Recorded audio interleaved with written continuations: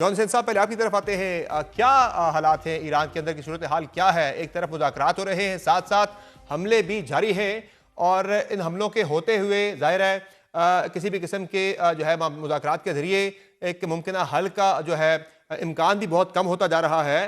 गो के अमेरिका ने आज जो है डेडलाइन वो 10 दिन के लिए बढ़ा दी है, जो ईरान की जो एनर्जी इंफ्रास्ट्रक्चर था उस पर। क्या समझते हैं आप, ईरान के अंदर क्या होप है कि मुज़ाकरात के जरिए ही मामला हल होगा, या ये फिर से अमेरिका टाइम बाय करके, टाइम गेन करके एक बड़ा हमला करेगा? बहुत बहुत शुक्रिया समर साहब मुझे बुलाने के लिए। देखिए, जहां तक बात रहती है ईरान के पर्सपेक्टिव की, प्रेस टीवी ने जब स्टेटमेंट रिलीज किया था उससे 2 घंटे पहले मैंने बता दिया था कि स्टेटमेंट आने वाला है। उसके अंदर जो चीजें होंगी वो भी मैंने बता दिया था। जिस ऑफिशियल ने ये स्टेटमेंट दिया है उस ऑफिशियल ने कहा है कि यूनाइटेड स्टेट्स सिर्फ बहाने इस वक्त निगोसिएशंस की आड़ में। वो बात बिल्कुल सही है कि 15 नुकात अमेरिका ने पाकिस्तान के थ्रू भिजवाए, फिर ईरान ने भी पाकिस्तान के थ्रू दोबारा जवाब भी भिजवाया, 5 नुकात जो भिजवाए। लेकिन इसके अंदर अमेरिका की जो देख रहा है जिस तरीके से ईरान, वो ये देख रहा है कि अमेरिका इसके अंदर एक बड़ा हमला करने की कोशिश कर रहा है। Called it the third deception. और उसके साथ साथ ऑयल की जो प्राइसेस है उसको भी कंट्रोल करने की कोशिश की जा रही है, और एक अपना एक प्रोजेक्शन भी की जा रही है अपने पीसफुल इमेज की, डोनाल्ड ट्रंप के हिसाब से पर्सनली। तो नजर ये आ रहा है कि इस वक्त ईरान बिल्कुल भी भरोसा करने के लिए तैयार नहीं है अमेरिका के ऊपर, क्योंकि कोई गारंटी नहीं है कि अगर अभी सीज फायर हो जाती है तो 3 महीने या 4 महीने बाद दोबारा अमेरिका या इसराइल हमला ना करते हैं। लोग कहते हैं कि नहीं नहीं जी, अमेरिका की तो गारंटी ले सकते हैं लेकिन इसराइल की नहीं ले सकते, जबकि मेरी नजर में इसराइल की और अमेरिका की गारंटी एक ही बात है, क्योंकि इसराइल भी हमला अमेरिका के बगैर जो है वो नहीं करता। तो नजर ये आ रहा है कि ईरान प्रैक्टिकल स्टेप्स का वेट कर रहा है, और साथ ही साथ एक्सपेक्टेशन रख रहा है कि संडे तक जो है वो कोई जमीनी हमले का इम्कान यहाँ पे हो सकता है कि हो जाए। सही हो गया।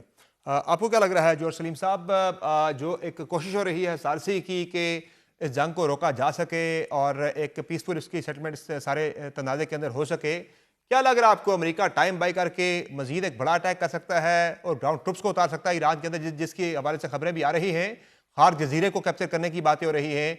उस तरफ सूरत हाल आपको जाती नजर आ रही है, या मुज़ाकरात के जरिए मसला हल की तरफ जा सकता है? क्या लग रहा है?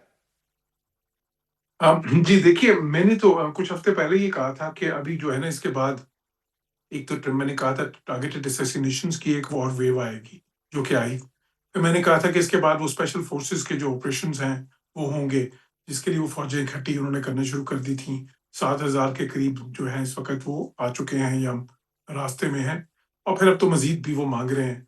तो लेकिन मैं साथ-साथ ये भी समझता हूँ कि देखिए, ये बहुत अच्छा वक़्त है एक ऑफ रैम्प का, दोनों के लिए, ईरान के लिए भी और अमेरिका के लिए, दोनों साइड्स के लिए। क्योंकि कोई इस स्टेज पे अगर ऑफ रैम्प नहीं होता, तो फिर जो नेक्स्ट स्टेज आएगी वो बहुत ही ज़्यादा एस्केलेशन जी हाँ। होगी उसमें। वो जो अमेरिकन इस वक़्त ये जो फ़ौजें मँगवा रहे हैं, वो सारा बिल्कुल वो है, वो एक ज़ाहिर है प्लान बी है। प्लान बी तो होता ही है। उसमें 2-3 चीज़ें, और मैं तो कई हफ्तों से ही कह रहा हूँ, वो मुतवक्को भी थी। एक तो ये कि जी देखें, वो न्यूक्लियर साइट्स पे अगर वो अटैक करें, जो नातान्स है और फर्दू है और इस्फ़हान है, और वहाँ पे वो जो अफ़सूदा यूरेनियम है, 450 किलोग्राम, और मैंने कहा था कि वो काफ़ी बड़ा एक मसला है जिस पे बात अटकी हुई है। तो उसको उसको डिस्ट्रॉय करने की कोशिश करें या उसको सीज़ करने की। तो दूसरी तरफ अब तो खरगा आइलैंड की भी बात है कि जी वहाँ पे कब्ज़ा कर लें तो 90% क्योंकि ईरान का जो तेल है वो वहाँ से ही शिप होता है, क्योंकि उनकी उनकी कोस्ट लाइन ऐसी है कि वहाँ से नहीं हो सकता, जी हाँ। बड़े जहाज़ नहीं आ सकते, तो खरग आइलैंड ही है। तो वहाँ पे कब्ज़ा कर लें, या फिर वो स्ट्रेट ऑफ हुर्मुज़ पे कई जगह पे जो है ना कोस्ट लाइन पे आके कब्ज़ा कर लें, ताकि ईरान की वो जो है कैपेसिटी टू इन्फ्लिक्ट जो उनसे ना डैमेज ऑयल टैंकर जो वहाँ से गुज़रना चाहें उन पे, वो कम हो जाए। देखिए, लेकिन वो उनके लिए पसंदीदा नहीं होगा मेरे ख़्याल में, क्योंकि देखिए ना, स्ट्रैटेजिकली देखें कि अगर वो इस तरह करते हैं तो वो हाई रिस्क स्ट्रैटेजी हो जाएगी। वो इस तरह के ग्राउंड ऑपरेशंस करते हैं तो उसमें नुकसान अभी तक तो उनके कितने जो है ना हलाकतें कितनी हुई हैं उनकी, उनकी तरफ से तो बहुत ही थोड़ी हुई हैं। आप लिटरली जब कुछ दर्जन से जो है 2 दर्जन जो है ना इज़राइलीज़ मिला लें तो फिर जो है 2-3 दर्जन बस। लेकिन इन ऑपरेशंस में तो बहुत ज़्यादा हलाकतें हो सकती हैं। तो अमेरिका में ऑलरेडी एक गैर मकबूल जंग है। जी हाँ। ये ठीक है कि जो प्रेसिडेंट ट्रम्प की जो हार्डकोर कॉन्स्टिट्यूएंसी है, जो मेगा कॉन्स्टिट्यूएंसी जिसको कहते हैं, वो अभी तक उनका साथ दे रही है, वो सपोर्ट कर जी रही हाँ। है इस जंग को अभी तक। लेकिन अगर ये तवालत इख्तियार करती है तो वो सपोर्ट जो उनकी डाइल्यूट भी हो सकती है।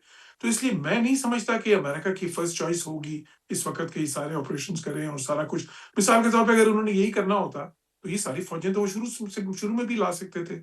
ये देखें जिस तरह की एयरबोर्न डिविजन्स अभी लेके आ रहे हैं, ये एक्सपेडिशनरी फोर्स और ये सारा कुछ, तो फिर ये अभी क्यों हो रहा है? ये शुरू से क्यों नहीं कर दिया? क्योंकि पहले तो कई महीने से वो अपनी सारी फोर्सेस इकट्ठी कर रहे थे ना वहाँ पे। तो इसलिए ये साफ ज़ाहिर है कि ये एक प्लान बी है बेसिकली। उनकी अगर उनको जो है ना प्रेसिडेंट ट्रंप को कोई ऐसी चीज़ मिल जाती है जो ट्रॉफी जिसको वो सेल कर सकें, जिसको अंग्रेज़ी सही। में कहते हैं ना अपनी कॉन्स्टिट्यूएंसी को, कि देखें जी मैंने इस जंग से ये हासिल किया, तो वो ख़त्म करना चाहेंगे क्योंकि उनका जो है ना सही है। जंगों में जब वो जाते हैं तो उनकी कोशिश होती है कि जल्दी से जल्दी कोई जी। एक्शन हो जिसमें से वो कोई विक्ट्री तो क्लेम करें और आ जाएँ। तो इसलिए मैं नहीं समझता कि ये उनकी पसंदीदा स्ट्रैटेजी हो, हिकमत अमली होगी। हाँ, अगर ज़ाहिर है बात अभी नहीं बनती अभी तो अभी फिर ये अभी होगा। तक अमेरिका की तरफ से दावे तो बहुत बड़े-बड़े किए जा रहे हैं कामयाबी के, लेकिन ज़मीनी तौर पर देखा जाए तो ऐसा बड़ा दावा जो है उनका कोई भी जो है वो हकीकत में बदलता हुआ नज़र नहीं आ रहा है। ना ईरान के अंदर रजीम चेंज हुआ, ना ईरान का मिसाइल प्रोग्राम वो ख़त्म कर सके, ना ईरान की बैरियर को वो ख़त्म कर सके। किसी किस्म की बड़ी जो है वो कामयाबी अमेरिका हासिल नहीं कर सका, इंक्लूडिंग द जोरी प्रोग्राम। क्या कहेंगे जॉन सेन साहब, जो ट्रॉफी डोनाल्ड ट्रंप यहाँ से क्लेम करना चाह रहे हैं, जो कामयाबी वो क्लेम करना चाह रहे हैं, जिसके साथ वो यहाँ से ऑफ रैंप हो वो निकल जाएं इस जंग से, क्या ईरान दे सकता है? ज़ाहिर है अगर मुज़ाकरात होते हैं, बातचीत होती है, उसमें कुछ ना कुछ गिव एंड टेक तो होता है, विन विन सिचुएशन दोनों के लिए क्रिएट करनी पड़ती है। ईरान किस शर्त के ऊपर जो है वो शायद फ्लेक्सिबल हो कल को आने वाले दिनों के अंदर, कि वो इस किसी एक स्पेसिफिक शर्त के ऊपर वो मान जाए? मसलन जोरी प्रोग्राम का मामला है, वो मुज़ाकरात से पहले वो जीरो एनरिचमेंट के ऊपर वो तैयार हो गए थे, स्टॉक पाइल के ऊपर। क्या अब ईरान उसके ऊपर कोई फ्लेक्सिबिलिटी दिखा सकता है या अब नहीं दिखाएगा? कंवर साहब, आपने खुद ही अपनी बात का आई थिंक पार्शली जवाब दे दिया है। पिछली नेगोशिएशंस के अंदर ईरान ने स्टॉक पाइल को डाइल्यूट करने की भी बात की थी और न्यूक्लियर प्रोग्राम सबमिट करने की भी बात की थी। या ये बात कहना कि अमेरिका के लिए प्लान बी है हमला करना, that I think is not true, क्योंकि पिछली दफा ओमान ने भी कहा था कि ईरान ने कंसेशंस पे अग्री कर लिया था या और उन्होंने हमला कर दिया। आई थिंक उनकी मिस कैलकुलेशन है। हमेशा से ईरान के ऊपर अस्यूम किया जाता है, ये मिस कैलकुलेट किया जाता है ईरान के बारे में, कि ईरान एक ट्रेडिशनल मैकियावेलियन या हॉब्जियन रैशनल एक्टर मॉडल पे चलता है या यूटिलिटेरियन प्रिंसिपल्स पे चलता है, मतलब फायदा और नुकसान देखता है, या अपने आप को एक एज अ डिफरेंट स्टेट जो है वो नहीं देखा जा सकता। मेरी नजर में ईरान ने अभी तक जितना भी अपना स्टांस लिया, और जो गिव एंड टेक का जवाब है वो भी इसके साथ साथ मैं दे रहा हूं, अभी तक ईरान ने जो अपना स्टांस रखा है वो कोई रिवायती नहीं है, ट्रेडिशनल नहीं है, क्योंकि मुल्कों में देखा जाता है कि फायदे और नुकसान की बुनियाद पर फैसले होते हैं। ऐसा ही है। ईरान ने फायदा और नुकसान देखना होता तो अभी तक सैंक्शंस भी नहीं होती, अभी तक वो अमेरिका के साथ हाथ मिला के बैठ चुका होता। लेकिन देखिए यहां पे हमें नजर आ रहा है कि ईरान जो है वो कॉस्ट बेयर करने के लिए तैयार है, ऐसा ही और है। ऑफ रैंप, जैसे कि आपने खुद कहा, ऑफ रैंप ईरान देने के लिए तैयार नहीं है। ईरान ने एक प्रिंसिपल स्टांस लिया है जिसमें वो यूनाइटेड स्टेट्स को कह रहा है कि ऐसा नहीं हो सकता कि जब चाहें आप जंग करें और जब चाहें आप सुलह करें, और ऐसा नहीं हो सकता कि आप जो है वो जंग को ड्राइव करें, जबकि पहले से मना कर दिया था ईरान ने कि आप जंग ना करें। तो अब ईरान दिखाना ये चाह रहा है कि we are the ones driving the war, और जंग खत्म होगी तो ईरान के टाइम पे होगी और ईरान की कंडीशंस पे होगी। ये जो स्टेटमेंट आया था कल, उसमें सबसे पहली बात ये दी थी ऑफिशियल स्टेटमेंट बोलने से पहले। सही है। अच्छा, दूसरा ये बताइएगा कि जो हमलों की शिद्दत है, जब से मुज़ाकरात बातचीत शुरू हुई है, उस हमलों की शिद्दत में ईरान के अंदर कमी आई है या उसी शिद्दत से जारी है या उससे बढ़ी है शिद्दत? इंटरेस्टिंगली ईरान के अंदर शिद्दत में कमी आई है 2 दिन से, इसराइल की तरफ से, अमेरिका की तरफ से नहीं। और उसकी वजह आई थिंक इसराइल के अंदर जो जिस तरीके से मेयर की खुद की आपने वीडियो दिखाई, बहुत बुरा हाल है। या दिमोना के ऊपर जिस तरीके का हमला किया, और दूसरी जगहों के ऊपर जो तेल अवीव के अंदर और दूसरे रीजन्स के ऊपर, हाइफा के ऊपर जो हमले किए गए, आई थिंक उससे नजर आ रहा है कि किस तरीके का हमला हुआ है। तो इसराइल की तरफ से हमले कम रिपोर्ट हो रहे हैं, यूनाइटेड स्टेट्स की तरफ से हमले उसी तरीके से रिपोर्ट हो रहे हैं। लेकिन एक और इंटरेस्टिंग बात यह है कि ईरान के हमले पड़े हैं इसराइल के ऊपर। तो अच्छा। पहले जो हमले हो रहे थे समर साहब, अभी अब अगर आप ट्रैक करें 84th वेव और 83rd वेव, अगर आप ट्रैक करें तो जितने लोकेशंस के ऊपर टारगेटिंग की हुई है, मतलब कोई 18 से ज्यादा जगहें हैं जिनकी लोकेशंस हैं, जिनके अंदर मुख्तलिफ लोकेशंस, और हिजबुल्लाह का तो अलग 94 ऑपरेशन सिर्फ हिजबुल्लाह ने किए हैं कल कल से लेकर अब तक। या तो आई थिंक कि अगर देखा जाए तो ईरान की तरफ से हमले बढ़ रहे हैं, इसराइल की तरफ से हमले कम हुए हैं, और यूनाइटेड स्टेट्स की तरफ से हमले जो है वो स्टेबल है, उस तरीके से ही चल रहे हैं जैसे थे।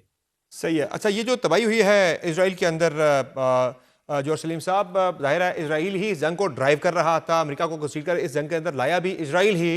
अब इसराइल एक डिफेंसिव पोजीशन में चला गया है। इसराइल के जो स्टॉक्स हैं उनके इंटरसेप्टर्स के, वो भी बताया जा रहा है कि बहुत ही कम हो गए हैं। वहाँ के आर्मी चीफ कह रहे हैं कि हमारी वॉच टूट सकती है।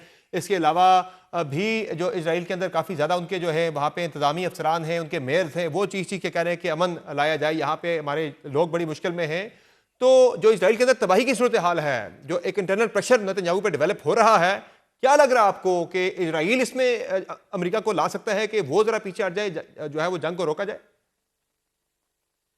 जी बिल्कुल, मैं इस तरफ आता हूँ। उससे पहले मैं 1-2 पॉइंट्स कह दूँ। जी जी। एक तो ये कि मैं तो अमेरिका का स्टांस बता रहा था जॉन, मैं ईरान का स्टांस तो नहीं बता रहा था, वो तो आप बता रहे हैं। जी जी। नहीं नहीं अब नहीं, तो आपको समझ गया। बेहतर पता होगा, आप उधर बैठे हैं इस वक़्त। दूसरी चीज़ ये, अच्छा मैं ये नहीं समझता कि जंग जब खत्म होगी तो ये सिर्फ ईरान की मर्ज़ी से खत्म होगी या ईरान की टर्म्स पे होगी। ये आप देख भी लेंगे आने वाले दिनों में कि जंग दोनों की मर्ज़ी से खत्म जी हाँ। होगी। जंगें जो है शुरू करता है एक फ़रीक, लेकिन जब खत्म होती हैं तो दोनों की मर्ज़ी से होती हैं। वरना फिर वो खत्म नहीं होती अनलेस कि एक फ़रीक की बिल्कुल तबाही हो जाए, और वो ज़ाहिर है आजकल की मॉडर्न जंगों में उस तरह से नहीं होता। तो यहाँ पे ईरान ने अभी तक जो लिया है वो एक सिमेट्रिक उन्होंने पैरिटी अचीव की है, सही। और वो बहुत ज़्यादा कॉस्ट पे उन्होंने अचीव किया है। उनका नुकसान बहुत ज़्यादा हुआ, इसमें कोई शक नहीं। देखें, इज़राइल के बिल्कुल बहुत छोटा-सा मुल्क है ईरान, तो एक जो है ना 8 लाख मुरब्बा स्क्वायर माइल्स का है या 1.7 मिलियन किलोमीटर्स का मुल्क है। इज़राइल उसके मुकाबले में 20-22 हज़ार ऐसा ही है। जो तो स्क्वायर्स का, तो वो बेसिकली जो है कोई मुआवजा नहीं है जोग्राफियाई तौर पे। लेकिन जहाँ तक ईरान के अटैक्स हैं इज़राइल पे, और वो इफ़ेक्टिव भी रहे हैं, इसमें भी कोई शक नहीं। लेकिन वो हमें ये याद रखना चाहिए कि अभी जब तक जो इत्तलात भी आ रही हैं, सही। 92% के करीब वो रोकने में कामयाब हो जाते हैं। जी हाँ। लेकिन जो 8% मिसाइल्स वहाँ पे गिरते हैं, वो भी खासी तबाही मचा देते हैं। ऐसा ही है। ऑन द अदर हैंड देखें, ईरान का जहाँ तक ताल्लुक है, तो वहाँ पे तो उनके पास तो कोई इस तरह का सिस्टम नहीं है कि वो 2% भी रोक सकें। वहाँ पे तो जो बॉम्बिंग भी हो रही है, वो 100% ही हो रही है। वो अपनी उनकी कोई एयर डिफेंस तो है ही नहीं। सही। अपनी मर्ज़ी से वो जहाँ पे ट्राइज़ करना चाहें, अमेरिका भी, इज़राइल भी वो कर सकता है।